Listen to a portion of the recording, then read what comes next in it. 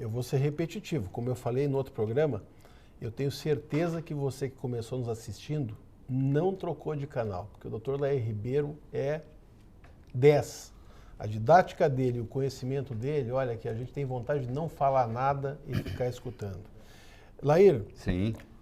se eu tivesse que escolher alguma coisa, se eu mudasse para uma ilha deserta, e se eu tivesse que escolher alguma coisa para levar comigo, o que eu levaria comigo? Como medicamento? Como medicamento, como suplemento? Eu levaria ozônio. O ozônio trata 236 enfermidades em medicina, há mais de 100 anos, sem nenhum efeito colateral. O único problema com o ozônio é que se o médico não tomar cuidado, ele fica medíocre. Ele não estuda mais, porque ele resolve tudo com ozônio. Ele cura uma hepatite em 10 dias, só com ozônio. Tá? Tem uma epidemia de hepatite em Cairo sendo tratada com ozônio. Eu não sou nenhum fã de Cuba, tá? Mas a medicina cubana, que está na frente da brasileira, a Cuba, na Organização Mundial, dá em 39º lugar, o Brasil está em 125º, quer dizer, está bem acima, por incrível que pareça, e como eles não têm dinheiro lá, eles são pobres, eles instalaram nos 41 hospitais cubanos ozonioterapia. Não interessa o que você tiver, eles tratam com ozônio. Não interessa a sua doença, você já sabe qual é o tratamento, é o ozônio. Todo o sistema público de saúde cubano é na base do ozônio, por ser barato, né? Aí eles puderam fazer isso, porque não precisa ficar comprando remédio. E é impressionante, quando você começa a trabalhar com ozônio, os resultados são os mais fantásticos possíveis. Eu não conheço nenhuma intervenção que seja tão eficaz quanto o ozônio, eu não conheço. Eu fiz o meu ozônio antes de vir para cá, viu? Que bom, é isso aí. É uma das coisas que eu aprendi com o Lair. Porque assim, ó, eu tinha de repetição, eu tinha um herpes de estresse de repetição, Lair, e tinha por causa do clima, que o nosso clima, que às vezes é frio, às vezes é úmido, às vezes está quente e tal. Vivia gripado. Vivia gripado. Me lembro disso. Lair, desde que eu comecei a fazer suplementação e usar aquilo que você me ensinou, porque como você já falou antes, o médico que trabalha com modulação, antes de mais nada, ele é paciente, da modulação. É verdade. Durante esse ano e meio, para não dizer que eu nunca mais tive nada, eu tive um fim de semana que eu tive uma coceirinha na garganta. Sei. A coceirinha na garganta, quando eu dei a coceirinha na garganta, em seguida eu fiz o ozônio. E foi embora. É impressionante. E tem também o óleo, não sei se você está usando o óleo. O óleo, você pode adquirir já o óleo ozonizado, ou você pode aprender a ozonizá-lo.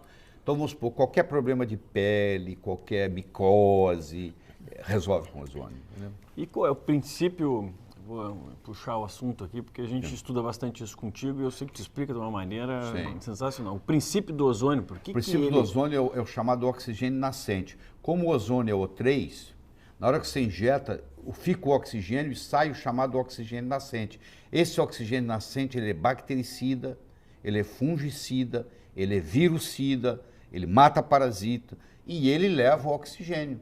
E muitos problemas crônicos, as doenças crônicas, a grande maioria é por problema na mitocôndria, é uma mitocondriopatia, por deficiência de oxigênio. E quando você injeta esse ozônio e ele vai sistemicamente, ele vai nas mitocôndrias que estão faltando oxigênio. Por isso que tem essa melhora geral, entendeu? E pode ser feito, então, preventivamente? Preventivamente e terapeuticamente. Pessoas que têm problema de coluna, que têm problema de joelho, já vi melhorar, coisa que você fala, como é que pode, já está calcificado, não interessa. O ozônio ele tem uma capacidade de destruir fibrose.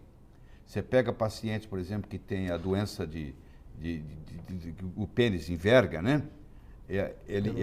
Peyronie, doença de Peyronie, aí não tem nada que resolve. Você injeta ozônio, aí aquilo vai voltando, porque aquela fibrose que ficou do Peyronie, aquilo vai sendo destruída com ozônio e ele volta. Eu resolvi lesões articulares, lesões tendinosas com ozônio impressionante. A minha mãe voltou a subir escada, né? Sabe quem é que usa isso aí? Assim, os atletas do tênis, por exemplo, o Nadal e o Djokovic falaram isso em público. Sim. São a primeira linha do tênis, né? Porque os caras se lesionam muito. A competição esportiva, maior competição esportiva do mundo, chama-se Tour de France. Tour de France são 19 dias de corrida. Eles andam, sobem, descem morro, etc., de bicicleta, 12 horas por dia. O Armstrong, Lance Armstrong, ganhou 7 anos seguidos, 99, 2000, 2001, 2002, 2003, 2004, 2005.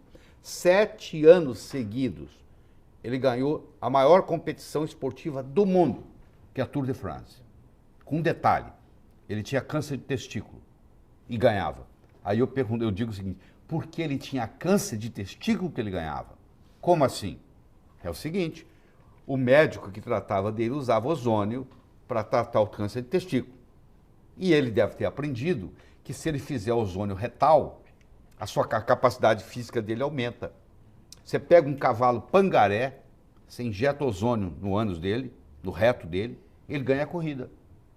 Então eu conheço muitos amigos que ganham dinheiro e não pega o antidoping, não pega, porque é ozônio, é oxigênio, entendeu? Então o Lance Armstrong foi considerado o melhor atleta do mundo com câncer de testículo, apesar do câncer do testículo, e ganhou 7 vezes seguidas. E eu tenho a explicação para você, porque ele fazia ozônio retal. Para tratar câncer e para prevenir metástase. Para tratar e para prevenir. E para atividade física intensa. Então, por exemplo, o sujeito vai subir, vai para os Alpes, vai subir. Se ele injeta ozônio, a capacidade de resistência dele é outra. Nem se compara. É incrível. Porque quando eu faço ozônio e vou jogar meu tênisinho, entendeu? Você nota a diferença, né? É brincadeira. Não, é brincadeira. Você tem a sensação que você tem ar aqui assim, né? É impressionante. É uma coisa. E para tratamento esses que você falou de pele, o pessoal faz muito também a hidrozônio, né? A hidrozônio que é também muito boa, que é aprovada, tudo pela Anvisa, tá? A hidrozonoterapia é ozônio na água. Eu tenho, há uns 10 anos, eu tenho na minha casa uma banheira, um jacuzzi, onde eu e a minha esposa, toda noite que eu estiver em casa, antes de nós dormirmos, nós entramos no jacuzzi e tomamos um banho de ozônio. Isso é sagrado, entendeu? Toda noite. Ontem à noite tomamos. Isso, nós não dormimos sem tomar um banho de ozônio. Então a gente vai. Aí não tem negócio de celulite, não tem nada. Para a mulher, então é espetáculo. A hidrozonoterapia. E semanalmente o ozônio como tratamento mesmo. Como profilaxia. Profilaxia. E como tratamento. Quem tem, por exemplo, hepatite C, hepatite B, tudo isso. Autoimune. Doenças autoimunes.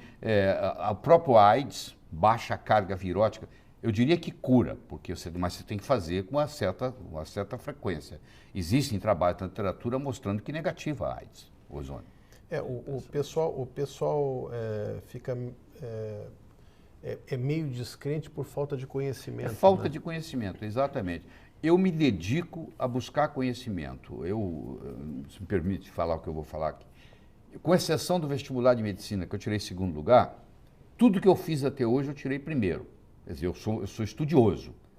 E hoje eu estudo medicina mais do que na época para o vestibular, para você ter uma ideia. Hoje eu cheguei aqui de manhã no hotel, eu estudei, o dia inteiro eu estudei medicina, aqui no hotel, estou estudando medicina. Amanhã eu vou para Belém, o dia inteiro eu vou estudar medicina. Eu estou sempre estudando. Então, o que está faltando é buscar essa informação e trazê-la. Porque tem uma frase, que eu não lembro agora o autor, que é muito forte, que diz assim, o futuro já chegou. Só que não é igualmente distribuído. Quer dizer, o conhecimento está aqui, entendeu? O conhecimento está aqui. Só que às vezes a pessoa não colocou a mão nele. Quando você não sabia nada de ozônio, você não sabia que existia, você não podia usar, porque você não sabia. Na hora que você aprendeu, você fala, bom, agora eu tenho, então agora eu posso usar. Então os conhecimentos vão chegando e você vai aplicando. Isso faz a diferença. O que eu costumo dizer para os pacientes que muitas vezes perguntam para a gente, Léo, o médico hoje em dia, ele não tem mais como mentir ou como sonegar conhecimento, né? Porque se o paciente acessar ali o Google Acadêmico, que é o que você vive frisando, né? Que é o Google científico. Acessa ali, quer dizer, olha, eu estou te falando que isso é assim, assim, assim, assado. Acessa ali, tem inúmeros trabalhos publicados a respeito. Agora, isso aí parece que, não, parece que, pelo amor de Deus, pessoal, médico parece que não dá para fazer. E a gente escuta tanta coisa, né? O bom hoje é que o paciente chega no consultório médico, muitas vezes sabendo da doença dele mais do que o médico.